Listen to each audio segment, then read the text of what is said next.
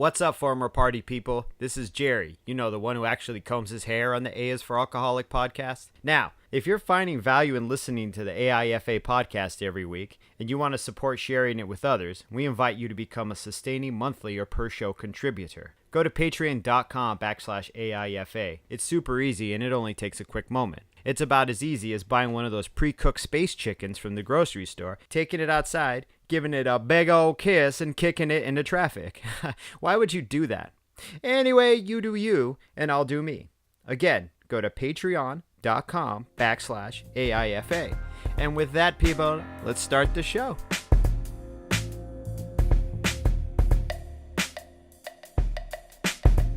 A is for Alcoholic is a program about recovery. My name is John, and I'm an alcoholic. And my name is Jerry, and I'm an alcoholic. Join us as we go through the alphabet of alcoholism, one letter at a time.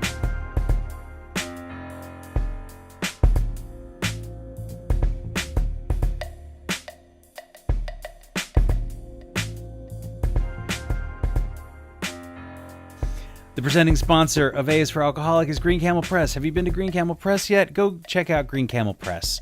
It is a design firm with an old school aesthetic in the digital age. It's a company that myself and my partner set up. Nabil Sharif is his name. He is the head illustrator there, and we do all kinds of cool art. We do stop motion. We make T-shirts. We make greeting cards. We do what we like to call digital doodles. Those are... and, you know, Jerry does a lot of those things as well on the Procreate, on the iPad. We do them straight on paper, and so we time-lapse record the drawings, and then I chop them all up, put them into Final Cut Pro, and make cool little movies with them. So go check us. Yeah, check out our Instagram page at Green Camel Press, not but at Green Camel Press.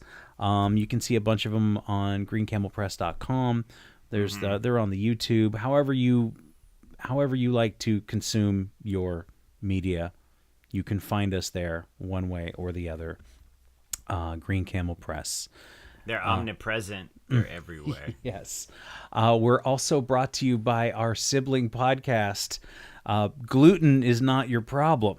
Yeah. And this follows a mutual friend of ours, of Jerry and I's, Walter, his journey through culinary school and beyond. He's a very interesting dude. Right. And he's done a lot of interesting jobs, to say the least. And he has a lot of interesting stories. Or just one story over and over again. Where he's just confused and befuddled by the ways of modern man. Yes, as we always like to say, he's a perfect man in an imperfect world. Yes. If only things would go my way. He's like Felix Unger, dude. Just which it makes for great comedy, and I love talking to him. So go check out Gluten is Not Your Problem. If you like funny stories about food culture, the service industry. We talk a little bit about time travel, and I don't know. Well, maybe somebody asked me to ask him about the flat earthers. So you should, yeah. I'm halfway through the one where he went to jail, so that's where I'm at. I thought you were going to say I'm halfway there to believing in flat Earth. No, I don't believe in anything. I'm a nihilist. Oh yes. Yeah. How's that working out? Not great. Not great. So not speaking of nihilism. Of nihilism. Today we wanted to go and do one other thing, Jerry. We had our latest patron on Patreon is a person that goes by the name Dizzy B. Oh yeah? Do you know a Dizzy B? I don't know a Dizzy B. No, I don't know any Dizzy B, but thank you, Dizzy B. You're straight dope. So I just wanted to thank Dizzy B for their patronage. Maybe the B stands for being dope. Being dope. BD. Like dope in a cool 80s like hip-hop slang way. Yeah. Like LL Cool J or Run DMC. Yeah. Dope. Except LL Cool J is not dope anymore, though. No, he's on... Is he? Nah. Is it NCIS? He's whack? Well, he's always been whack. Anyway, we'll go... This will be Jerry's hip-hop podcast pretty soon. LL, if you're listening, he does not speak for me. You fucked up with that accidental racist song, man. That shit was... I don't even want to get into it. You fucked up, man. We won't get into it. Maybe we'll do a side cast. Where I just like complain about the nature of hip hop and how it should all be 90s hip hop. Pretty much. I mean, I think that might be something people. I'm sure you're not alone in that. Right. Yeah. That somehow I agree with that man who grew up in the suburbs of Tucson, Arizona. That it should have gone the way of Digital Planets, and De La Soul. De La Soul. Tribe Called Quest was the better Diggable Planets. Although Blowout Comb was a good album. Anyhow. I wanted to ask you, talk about O is for one day at a time. And right. I know that maybe you hear that and you go, well, gee, go figure, and kind of roll your eyes. And you know, it's a cliche that we say all the time in this particular 12-step program that Jerry and I belong to. So I looked up the word cliche because I was kind of curious about it. And a cliche is a phrase or opinion that is overused and betrays a lack of original thought. Right. Right? So right. So I think it depends on how you look at it, how you use it. And if you're just saying it hollowly, I guess is the word I'm looking for. Right. Then maybe, you could call it a cliche. Or you remember that TV show Flaked with Will Arnett? Yeah. So he plays a recovering alcoholic. If you haven't seen it, go check it out. It's pretty interesting. I don't want to ruin anything, but it's a pretty cool little show. Yeah. And he's great. He's really, really. It's very well acted on all parts.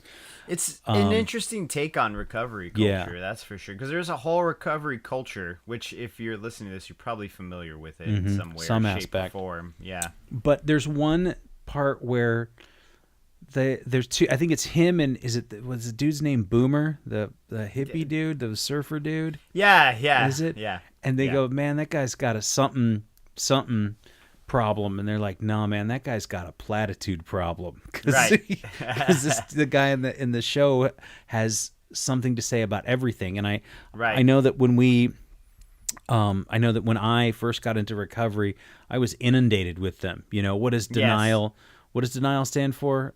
Don't even. I don't know that one. I know fear stands for fuck everything and run, or what is it? There's a bunch of them. I don't remember what denial stands for. If anybody's out there, let me know. Something appearing real. False evidence appearing real was the other fear one. But all I know is the denial's not a river in Egypt, son. Lots and lots and lots of platitudes and sayings, and constantly to the point where you're rolling your eyes like, good Lord. And once I kind of started to get into recovery more and talk to people, and even just talking to you, and when you sincerely try to apply them to your life, when I would, then that's what gave them value. That's what gave them weight. That's what made them real, rather than just being this sort of hollow thing to say to somebody to make yourself sound more in the know, or you know what I mean, better than you are. Yeah, insincere, you know. You know what's funny is when you first got sober, you would send me texts. Like, we'd check in, and I'd check in on you, and you would always, your signature would be ODAT, like you would signature it. And I was like, yeah, you'd be like, man, I'm just getting through doing my shit, you know, ODAT. You have a good one, Jerry, ODAT. And then I'd be like, man, he's fucking crazy, dude. He's lost his mind. I think I was trying to connect with you on some level. Like, I thought you would... it wasn't laughing like I didn't know that. I wasn't like concerned or lighting a candle for you or anything. No. I was just like, whoa, Johnny is really taking to this. I'm really happy for him, but he's a little fucking crazy too, though. But I think as a cliche, it can ring kind of insincere, you know? Absolutely. Which is interesting why you bring it up, right? Because we're both 12-steppers, and like we have to walk this kind of fine line because of the nature of the program. You know, we can't really be putting it on blast because we're trying not to, you know, mess with the nature of the program, but still apply it to our lives and be public about our lives in this way by not promoting what we do, because what we do in our private lives, because that, you know, that's not our job to promote it. You know, I don't want to be the representative for that thing. But that being said, I still use it. It's still super helpful. It's impermanence, right? The idea of impermanence. The idea of impermanence. And I just wanted to say too, I don't think that either of us are looking to promote anything other than sobriety, and whatever works for anybody. I am always open to hear about it, man. I mean, that's one of my favorite things when I hear about somebody who's who's living a life, either that I want to live or in a way that I want to live it, and they don't prescribe to my particular program, I go, my ears perk up, and I go, oh, Right, how are you you're doing interested in the way they're doing it. Huh, Yeah. really? Yeah. Not at Yeah. all? Oh, okay. What do The you only do? thing we promote is Green Camel Press, greencamelpress.com. Pretty much. Thank you, Jerry. Yes. And like I barely even promote the podcast sometimes. I'm awful. Like, of course, I'll talk to other people in recovery, and then they'll be like, I'll kind of bring it up, but I'm horrible at promoting anything anyway. Well, I don't want to be representative of anything, but right. I mean, but anyway, I think. What if you did like A's for Alcoholic tattoos? If people wanted them, I'd do them. Yeah. I don't know, at a hefty discount. I'm not sure. Like, No. I just tattoo one day at a time on you, or No. A is for aggressive, or But so I think that it has to do with the application of the sentiment, right? absolutely, yeah. So when Yeah. I would text you ODAT, which that cracks me up. I didn't know I can you go were back like, and find them, but what? No, I'm glad he's really into it, man. But he's just in that pink cloud. The dust will settle I think soon. that's what it was. But I was happy for you, and like Yeah. you had said earlier, whenever I hear about someone succeeding in recovery, succeeding in their sobriety, it always brings me like real sincere joy. Like I really do. It's so fucking weird, man, because I used to not give a shit about anybody. Like I was like, what can I get from you? And now I hear it and I really do feel happy. It like makes my day better. And then when I hear they're doing it without working through the way we worked through it, I have to reiterate that as well. Like I get really curious. Well, what was your technique? Because maybe I can go to that too and take some of those things and apply it to what I'm doing, It's always good to have a good armament, like to have every tool at your disposal. Yeah. A little I do a little Buddhism here, maybe a tiny bit of Catholicism here, not really though, but a little bit of nihilism over here. What's like I said earlier, what's the Catholicism light that you that your dad well, they're prescribes to? Episcopalians. Okay. So, my dad is. My mom just got like ritual. I think my mother just likes spirituality, and the idea of a higher power to her is more, I think, organic and kind of more tangible. She can touch it, whereas my father was raised really Catholic. So I believe his idea of spirituality really is based in that monotheist kind of like religious one way, which is cool. They don't argue. My mom goes to church and kicks it with him. He works in the recovery, I don't know what they call it, the recovery mission or whatever with his church. But your mom is they're more Episcopalians. Your mom is more like coyotes in the moonlight and cactuses. Word, yeah. Like she'll have a Padre Kino or no Saint Francis, the animal, he's the Catholic saint of animals. He's like the Saint Francis. She'll have that statue in the yard next to like a Buddha, and then next to the Buddha will be like a fucking like a dream catcher or one of those God's eye yarn things. Like she takes it from everything. Yeah. And I think my dad subscribes to that as well. I think for them, recovery was like one of the best things for their spirituality. It really was. Mine too. Because, and same here, because I realized I didn't have to follow a dogma. I could follow my own dogma. It's weird. Yeah, because I also am not the master of my own destiny, and I am and am not. Like I'm the only one that's going to be affected by my destiny. Well, in that I am the only one. If I have whatever my higher power is and however I choose to have that relationship with my higher power is how my life is going to be, right? Exactly. Yes. So how do I want my life to be? And we talk also a lot about taking your problems and giving them over to this higher power, right? To just say, I can't do it. I need you to help me. Yes. And the relief that comes from that oftentimes. Which is a great practice in humility as well, and like your physical aspect of life, because it's okay to ask for help. I hate asking for help, and it's been hard for me to learn how to do it, and I do it now way more than I ever did, which probably isn't enough, but like I always didn't like it. I never liked asking for help, and so I think surrendering all of that to this concept of a higher power makes it easier for you in your life to come to me, or me to come to you, or me to go to my wife, or to go to a really good friend or someone I don't even know and say, hey, I don't understand this, or I can't physically do this. Can you help me? And 8 times out of 10, people are like, yeah, I got you.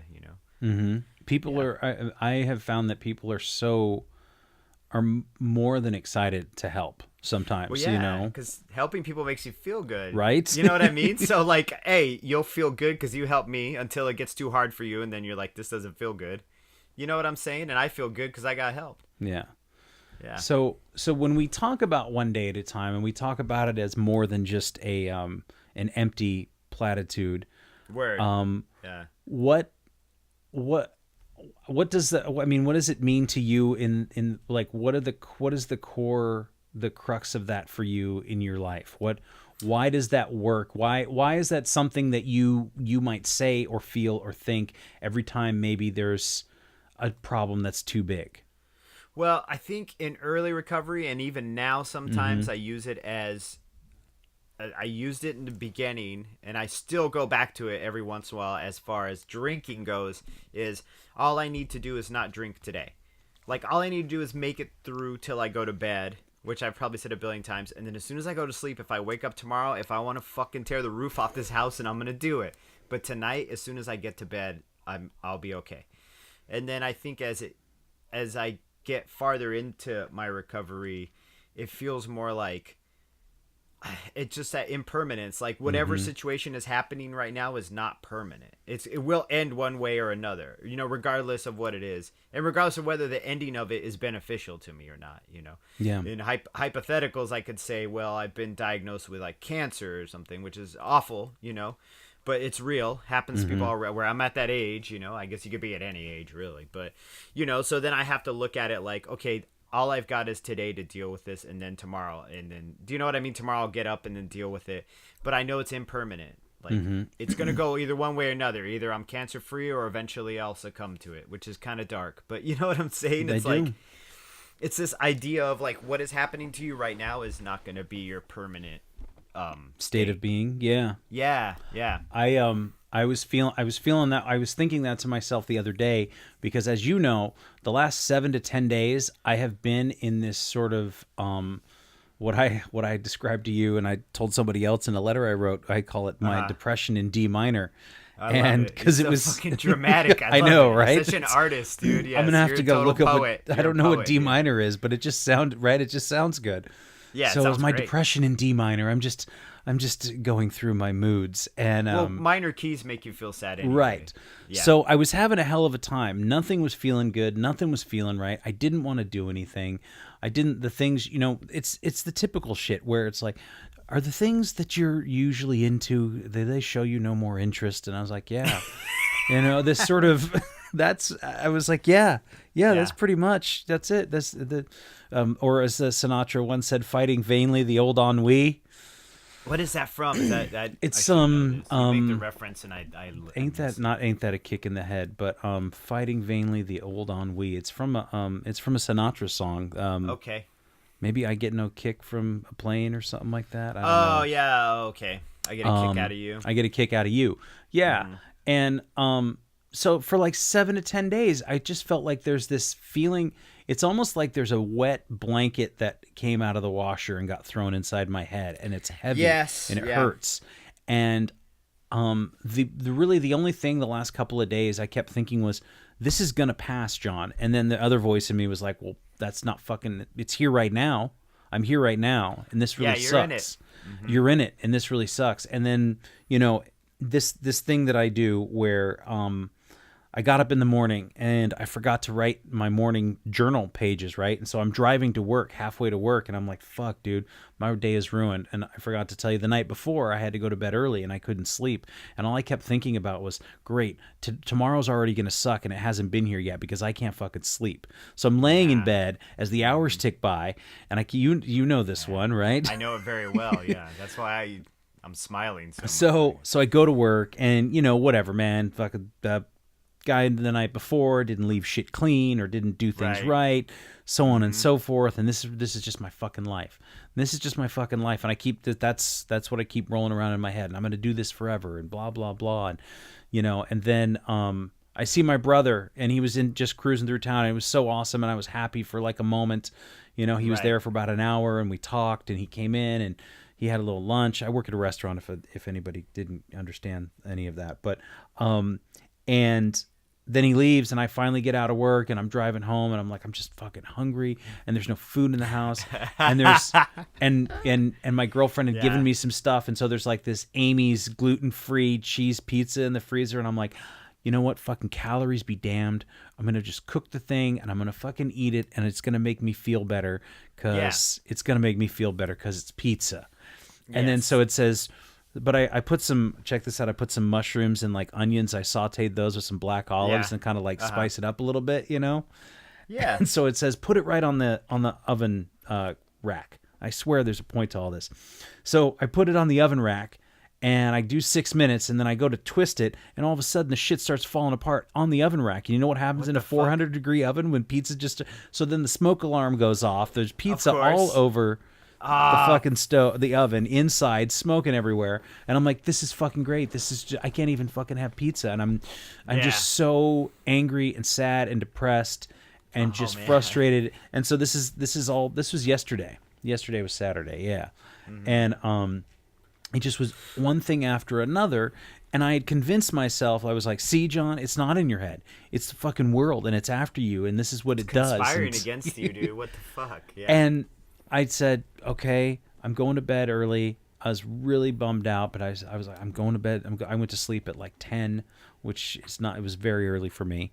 And I woke up, and I went to a meeting, and I got to spend some time with my girlfriend, and we went out and had a lovely little lunch at this little Vietnamese place we like, and we got to play some Super Mario Brothers 3, and I feel so much better today. And it was just spending time with people I love. It was doing some fun things without worrying about obligation or whatever, you know? And was like, okay, so it's only temporary, and it's only today. And if I... again, try and remember that genuinely, then those bad feelings that don't seem to go away, I just tell myself one day at a time. You just gotta, you can't worry about, worry is just a problem for the future, and anxiety is just a worry or about problem for the past or something like that. Right. Yeah. Yeah. I think anxiety is a problem for the future, and I can't remember the other one. Something like that. But anyhow, the biggest thing was that it was impermanent, that it was just today. So stop worrying. And I was, I think at one point my girlfriend's like, so do you feel like drinking? I was like, yeah. I mean, I'm not going to. I mean, but I don't. Yeah, I do though. Sometimes I do. Yeah, this is one of those times. Yeah. And I don't think that she was. I don't think she was concerned. Like she wasn't like. I think she was just checking in. I don't think she was worried that I was gonna fall off and she was gonna have to carry me out of some bar or some jail or some car wreck, God forbid, But I was like, yeah. I mean, I'm not going to. I'm probably gonna go eat a gluten-free pizza and go to bed early. Not burnt. Yeah. Yeah, one that's not burnt. Fuck. So man. it was just, but it was the part of that stacking, and so you start stacking shit up. And that's all I could see were all the bad things. And, I'm happy to report that I wouldn't say out of the woods. It's also a good reminder about issues that I need to deal with. And I think that if you go through something difficult, or even if you just feel sad, for me, I try to learn something from it. Yeah. What issues with my father or with myself or with my body image or with my success or any number of things that I may be feeling bad about myself, and try and create a path to at least acknowledging those issues and fixing them. Right. You mentioned before about going, okay, well, just kind of how you sometimes look at work versus art. And, yeah, exactly. We don't have to talk about this if you don't want to. No, that's fine. We absolutely can. But if maybe you could explain a little. What I liked was that you were talking about how you had, at the very least, you had seen a problem and you had kind of given it a name, whether or not you were fully committed to working it out or whatever. But that seems to be a common trope in my life, actually, especially between my wife and I, right? Like, this is this thing now that through recovery, through sobriety, through not going, being drunk asshole anymore. It's the simplest way I can put it. Through not being like that anymore, I've been afforded a lot of clarity. And one of the things that my wife always points out is whenever I am having a problem under duress, looking at something in a negative way or putting up a roadblock in front of myself that impedes my progress, I always recognize it, and then I talk everything out. That's why this format is great, because I never shut up. So I talk it all out to her, and she says, look, Jerry, we're having this conflict, and you've recognized we're having the conflict and what your feelings are behind why we're having the conflict. So now that you've seen it, that's the best part. That's the first part. You've got that part of the way. Now you're aware of it, and you're not in denial of it. So now you can now make steps to progress, to try to overcome that, or progress just trying to live with it, right? Yeah. One of my favorite things that comes from being in the rooms, which is another platitude, but they always say we strive for progress, not perfection. And I love it. I try to apply it to my life all the time. As long as I can know that I'm progressing and I'm feeling better, I don't have to be perfect. I just got to know that I'm going to get better. And I may not get better all the way, but at least I'm getting better, I think that's the other one day at a time thing too, right? Like, as long as you know that mindfulness of like, I'm in it, I'm aware of it, and I'm here in it, and I want to try to make it better, well then shit, there's your one day. You got that one day of knowing at least you're going to try to make it better. And then from there, try to make active steps to make it better, or do like I do and just recognize it all the time. Yeah.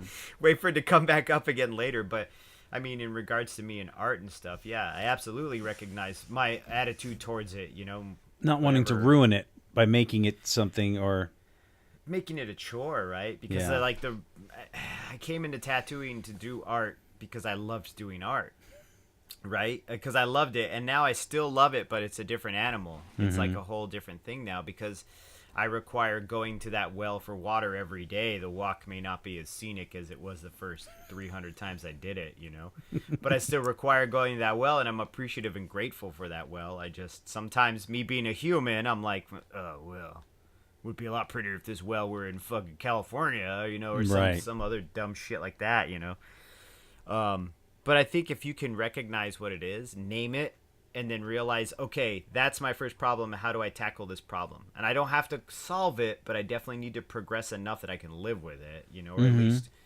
learn a tool to be able to sidestep it, or, whatever it is you got to do to cope with it. that it doesn't become some resentment. Right, exactly. And I don't think everything is solvable. That's the other thing I've learned, is that not everything can be solved. Some things just you cannot fucking fix, and they're the way they are, and that's just how it is until you die, and that's just how it is. So then how do you deal with it? If it can't be solved, then there needs to be this internal thing of how you cope with it. I would say that maybe not all things. I said some things. Some things. Like, right. I think that, well, I think one of the first steps is also asking for help, because there you go. You may think that it can't be solved, and there were things that I didn't think could be solved 3.5 years ago, almost 4 years ago. And this is great. It's a great counterpoint, because yes, here I am like, oh, you can't solve everything, but you're like, well, but someone else can, and if you ask them for help. So, you know what I'm saying? It's just like when my wife can't fucking figure out to do something online or whatever it is, or something in a game or something, and she's like frustrated. And then I'm like, well, I've done this a dozen times. Let me show you how. It's just like I can't figure out how to do something. I'll like turn to you or her or somebody else. That's a great point. So, I mean, there's probably some things, but I wouldn't say that whatever it is, I personally, I need professional help at some point. Absolutely. And that's what we were talking about too, with me and my problems as far as like I don't know if work ethic is the right word or what it is, just my approach to, I think I put up a lot of roadblocks in front of myself constantly. Well, that's what it is. It's my approach to that is like professional help. Like go sit down with a therapist or a counselor or someone else who has this tool that I can use, or that can show me how to use that tool, I know that it'll have to come up at some point, because I mean, I'll want to finally tackle that problem, I think, and I'll say, hey, excuse me. Well, it's like everything. It's like alcohol. It just becomes unmanageable, and I go, I can't manage this any further. It has to stop. Right. And so that's when I call up the local, I was going to say the local psychic, but the local psychiatrist, or, you know, Right. go talk to a Call mental up health the- professional. Yeah. What is it, Madam Cleo? I've got one down the Miss- road Miss for Cleo. me. Yeah. The light's always on. I'm sure they'll wake up grandma and sit her in the chair. And Be I've been, like, look, lady, I can't stop drinking. Is there a demon in my liver or what? she'll put a Get it needle out in with you. an or- egg. Yeah, a needle and an egg. Hit you with some seaweed, and then you're good, man. Did I ever tell you? Have you ever been to a psychic, like to a real one? In the No, my wife has. Megan also weird. does. Megan can do tarot reading too, but those aren't the same things. But yeah, but she's more. I think she's more curious about those things. I'm not. I never have. I went never to have. a Maybe I will. psychic in Oakland once, and I was on a date when my girlfriend and I were first dating, and we were kind of. Uh-huh. And again, so I'm sober, so we don't. And she was fine with that. She wasn't like wanting to go find a place to drink, but I was trying to think of something interesting or fun to do when we're in Oakland. Maybe we were in San Right. Francisco, but I think we were in Oakland, and something fun to do. Like, what do we do? And it's nighttime, and we've already had dinner, and I said, let's go find a psychic. And she was like, really? Why not? And it Yeah. was very strange. And they literally kind of helped grandma get out to the chair that was sort of in this weird little room in the front. No Like, I'm guessing they shit. lived in the building in the back, because it was Right. downtown. So it was in some sort of building. And she just went out to the little front room. And one of the things she said the only thing I remember, I mean, there was a lot. And she said, is it okay if this woman's here? And I said, yeah, that's fine. And she said, you know, there are going to be a lot of people from your past reaching out to you. And I said, well, you know, my birthday's coming up in a few weeks, so that makes sense. But Yeah. so I don't know how much I believe in it. I think it's interesting. And I think that what the psychic can help me is that it'll make me think about things in a different way. So it's more of an introspection, like a tool of introspection, than it is getting to know the future, my future, you know? Yeah. So that Yeah. it was fun, and it was something different. But Right. so finding I'm not saying that you should go to a psychic necessarily, but finding Unless you want to. outside help. Yeah. Different perspective. Different right? perspectives and outside right. help, and that those problems that don't seem solvable may to somebody else, and they go, oh, you know, like you said, maybe you and your wife have your date night playing Fallout 76, and she can't figure out something, and you help her out Right. with it or something. I don't know, but Maybe we'll go to a psychic on our next night out. I'll be like, I don't want to go dancing. Let's go talk to this lady in Glenwood. dude, it might. She. I bet she would be like, what? Really? Let's go. She'd absolutely want to do that. Yeah, no, my wife is all about that shit, man. She loves that, like that sense of spirituality, that mysticism. She's really into it. Yeah. Yeah. I'm not even skeptical about it. I mean, I'm open-minded to it. I'm also just like, it just doesn't occur to me, really. It never occurs to me. I don't do anything fun. I'm never like, Nothing? let's go to the beach. No, I'm like, but I'm open-minded. Like, if someone else suggested it, I'd be like, yeah, let's go. Let's go fucking talk to this lady and drink some tea and look at the leaves and shit. But I don't know why this shit doesn't occur to me. I don't know either. Never Well, does. I mean, like, even today, I'm like, let's do something fun. What do you guys want to do? And they're playing. Olive just got this video game, and they've been playing it all morning together. And she's like, I don't know. What do you want to do for fun? I'm like, I don't know. Go get tacos. Like, to me, I'm like, yo, let's fucking have an adventure and get tacos. And Yeah. they're like, no, dude. Like, you can make tacos here. But yeah, you're right. yeah. I don't know. I guess it was always kind of the same way when we would go out drinking. I'd say, hey, I know this great little rum bar up on What did I Capitol tell Hill, you? or I'd be like, nah, man, I we can't just- afford the cab. We just walk to the Viking over there. we'll just go to the cheapest, closest place, and we'll sit there until we're done. Yeah, they got a jukebox. We can just listen to whatever it was. So I think that Paper planes. you were a little more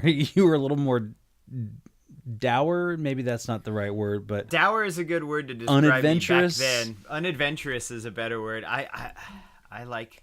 but you were always know, yeah. you were always if all I'd have to say is I got the cab, man, and you're like, okay, Yeah, right. Yeah, and I had like 30 more bucks. I was like, well, it's time to forget whatever I'm trying to forget, or So, this little but you rum were bar, always yeah. open to suggestion. I do it with a lot of. I like to protest. Yes. My thing, and then I end up acquiescing. But I love I'll be like, nah, fuck that, and then I'm like in the cab on the way, like, nah, fuck you. Why are we doing this? And then I'm This there, is and I'm like, stupid. all right, You're like, this all is right. fine. This'll do. Which is everything in my life, man. I mean, even including trying recovery. to get sober. Yeah. Absolutely. I protested a lot of shit. My relationship with the person who was helping me recover, it wasn't very combative though. Like with that, I was really open because I was so desperate. Like I was in so much pain. I was just like, I'm not gonna fight you on anything. You want me to get down my knees and pray? Yeah, I guess I'm gonna do that. I'm gonna think it's weird, but I'm gonna do it. Yeah. Which he never made me do. But like I was so open-minded to all that stuff because I was so scared. Yeah.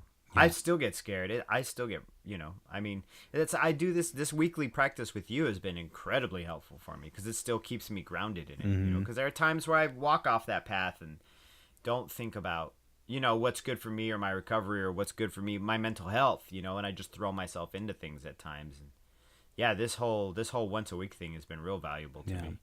Yeah, I get lazy. I'm like, I just want to keep playing 76 all day. I got to draw a boot snake or whatever dumb thing I got to do. And then I get up here and do it, and then I feel so much more enriched after doing it. So if anything, even if we had 4 listeners, I'd still do it. I'd just be like, yeah, every time I go downstairs, Megan's like, how was your podcast? I'm like, really good one night, Yeah. It's it's valuable to me, and I hope it's valuable to other people. And that's what it is, right? I look at it like purely, I mean, that the way I'm saying it seems purely selfish, like it's just for me, but I wanted to help people. That's I think we asked each other once. You asked me like, why do you do this or whatever, and I was like, I don't know, man. I just want somebody to hear it and be able to think, if those 2 guys can fucking do it, I can do it too. Like it's true. Yeah. I think that was podcasts were one of the first ways people would send me podcasts about sobriety and drinking, and it was a way for me to listen to somebody else without having to be in front of them or to go to some person's house and have to feel uncomfortable and weird. I could kind of stop it and start it when I wanted to, and I could kind of just sort of be a little more I could still feel like I was in a sort of a state of recovery and learning about it without having to kind of venture out, which is was very scary at first for me. So very much so, yeah. And if you can still retain the positive thought from it, that forward thinking, then I think it's a great medium for this kind of stuff, and I'm just happy.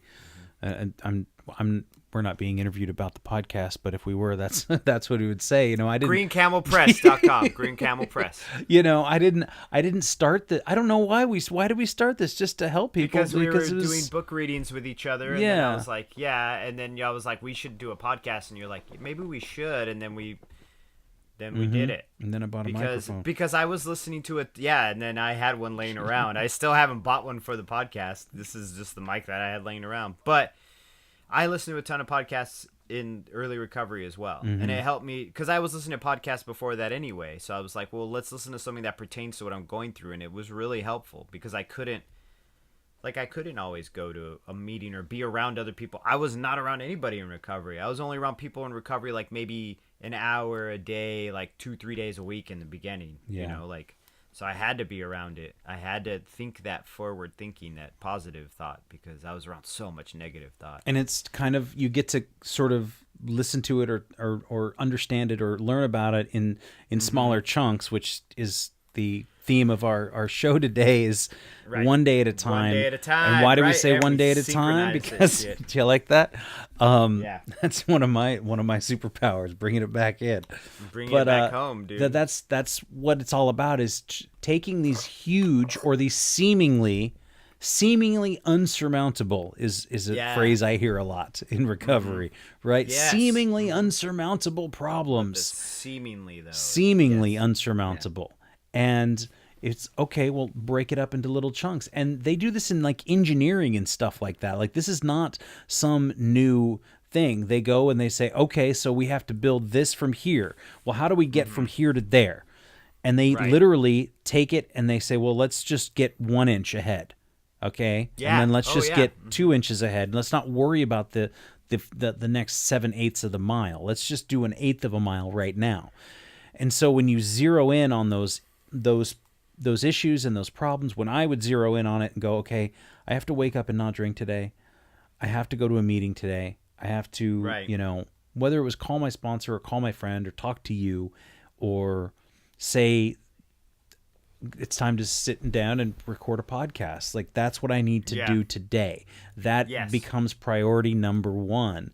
And then I don't have to worry about whether or not I'm going to get my credit card bill paid off next year, or if I'm gonna find a job that if someone is gonna pay me lots of money to do something I really, really love, or if I'm gonna lose all the weight that I want to this year, or if the world isn't going to do what I want it to do. Well, it's never going to do all that I want it to do. But if I break it down, I can find things that I can control. There are certain things. There are small things I can control. The only thing I really can't control is, well, the weather. Your thoughts. And, everything after that first drink, right? Right, exactly, yeah.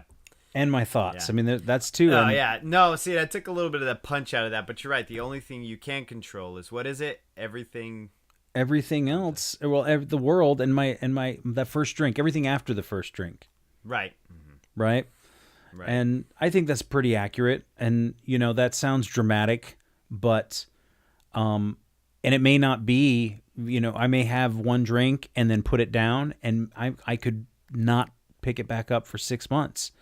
Right. But now the door's cracked open a little bit, right? Yeah, you're letting the ghosts in and shit, dude. You had that one 6 months ago, man. It's a nice day. You could probably have two, right? Just have two. Yeah, and then that's when those thoughts start cranking up and start kicking up and talking to me. And so I just, again, that one day at a time keeps you from me worrying about my credit card bills or whatever it is, about whether or not the world is going to discover me and take me into its bosom. But no, but I was just thinking how this kind of ties into last week's too, though, which was it no thanks? No thanks. Right, because that's another great one too. Is, well, I'm not drinking today. No thanks, I'm not drinking today. And then you can be all clever and give him the double Isaac finger guns, like, "Papa, I'm not drinking today." Catch me tomorrow. One day at a time. Local police station. Yeah, one day at a time. Absolutely. And I just try to actually look at it with some value. And I certainly don't say it to people flippantly. I don't say, "Hey man, Not just anymore. one day at a time." Yeah, exactly. Not anymore. Not ODAT, bro. ODAT, dude, all day. NO420. No 420. But breaking down the problems into manageable chunks, and I love that. And not worrying about the next step, because I'm still on this one, whatever that is. That's funny, because you've just offered me new perspective on that, because I never even thought about breaking it down into bite-sized chunks. I just thought of it as a designation of mindfulness and being here and now, and this is all I have is right now, so this is all I can manage. But I also like the idea of taking something much bigger and to reiterate what you said and breaking it down into smaller pieces. It's a really good perspective. I'm taking that. Yeah, I'm using that. Yeah. I think about the stuff with my dad, and I still haven't done this, and I've been talking about it for a long time now, is writing a letter to him, and kind of getting that stuff out, and at least getting it on paper, which is also a good thing for me to do whenever I have a problem, is to write it down on paper. That's how I got off the ice cream, Jerry. I'm glad you're off of it. How many days has it been? I think it's been since February. But wow. But unlike alcohol, with ice cream, I had a couple bites at a dinner, and I was not compelled afterwards. So like you get like your 24-hour chip, but it's just a chocolate chip cookie. Basically, yeah. So I just get a chocolate chip cookie. I get and so gluten free, man. Low carb. It's California in 2019. It's got to be gluten free. But that's what I did, as I wrote it down. So when I think about the stuff with my dad, I think, well, so let's address the problem. And then we can think about, well, how does one fix that problem? And so my first step is I go Google it, and I have issues with my abusive father, and what should I do? And it should probably pop up on the screen and say, go get help, go talk to somebody. Right. Just like you Googling it to me is like, wow, and I know you did too. You like Googled it. And just what comes back from that, I imagine the first one is like, here's a listing of mental health, abuse and trauma. And right. This was, one thing that also is a big, I wanted to broach this and not to break anybody's anonymity or anything, but you had said you had a uncomfortable beginning relationship with this person, this gentleman who you now are pretty cool with. You text back and forth and how was your day and so on and so forth. And when you had met him, just a friend of someone I know. Yeah. Right. And when we had met, it was like, it was uncomfortable between us both. Right. And so he drank and he smoked weed, but not to any excess or anything. A normal dude. Yeah. There wasn't he was just like a normal average everyday, just a normie, a normal dude. As far as like alcoholics go, he wasn't one. And the thing that I loved is that, you were saying that you later found out that this guy felt like he had no way to connect with you because he couldn't pass you a pipe or he couldn't pass you a beer. And so he thought you were the weird one because you didn't partake in any of these things, or rather he didn't feel comfortable reaching out. I thought I was weird. I think it was just like there was difficulty with us finding common ground to bond over, to be to even talk to each other about, because of my recovery or sobriety or whatever. And it does make other people uncomfortable sometimes. And I just wanted to say that, and now you guys talk and you have a lot in homies, common. Dude, I like him, dude. Like, we get along. And he was like, man, I should have made friends with Jerry a while ago. He's a super, and my wife is recounting the story to me, and I'm like, that's really fucking sweet. Like, that touches my heart. And then it made me kind of laugh too, because I was like, man, I can't believe anybody really wants to be friends with me. That's so funny. Like, But that idea, and it's still in this year, and men, 2019, I keep saying that, but men are not felt that we're not. I wasn't raised to be affectionate. I wasn't raised to reach out to other people, and especially men. You have to be tough, right? And that's right. That was part of drinking too. Was, hey man, how much can you drink? You got to be tough. Tough love. We got to give our friends shit just so that in case the world comes at them, they can toughen up and they can handle it. Right. And then, it doesn't have to be that way. And it's okay it's okay. I think it's okay to ask me about my sobriety. It's okay. People should ask me. I fucking love talking about it. It's annoying. I probably annoy everybody around me because I never shut up about it. Mm-hmm. And ask me how I'm feeling. I'd love to know how you're feeling. And it's that it shouldn't be so difficult for men to express themselves in any sort of emotional way. I mean, it is, and we're kind of, that's the societal norms, is that we are strong and we are tough and we don't cry. Boys don't cry. We'll solve that problem one day at a time. I think. One day at a time.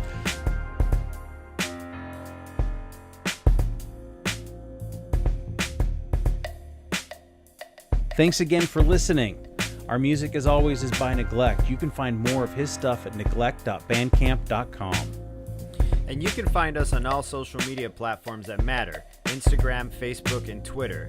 And you can reach us at aisforalcoholic@gmail.com. Talk to you later. Yeah.